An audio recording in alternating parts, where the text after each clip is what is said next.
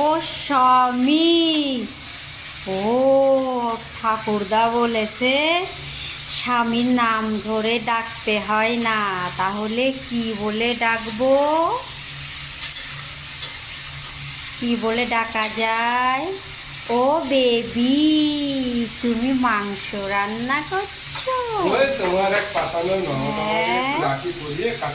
দেখো তোমাদের দাদা ভাই আমাকে চিকেন রান্না করে খাওয়াবে। দেখো আমার তো আর বাবা বন্টন নেই, একটা পাতানা বোন ছিল, ও একটু বললো দাদা রাখিটা পড়ে যাওয়ার একটু এই যে কাঁচা মাংস দিলাম, গরিব মানুষ রান্না বাড়ি করে দিতে পারবো না, তুমি বাড়িতে নিয়ে গিয়ে মশলা টসলা দিয়ে রান্না করে খাও। তাই একটু মাংসটা কেমন করে রান্না করছে।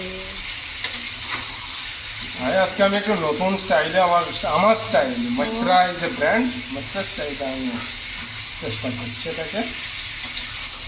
তার মধ্যে তোমাদের দাদা ভাই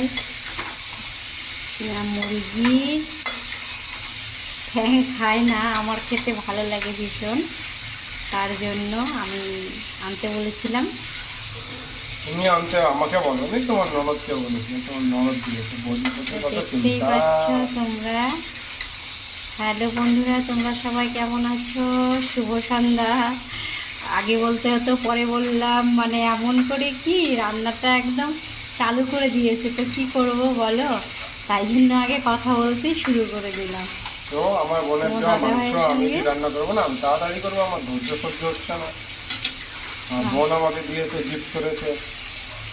তোমার দাদা ভাইয়ের তো বোন নেই, তাই একটা পাতানো বোন আছে, তার কাছে গিয়েছিল, তাকে বাড়ি পাইনি।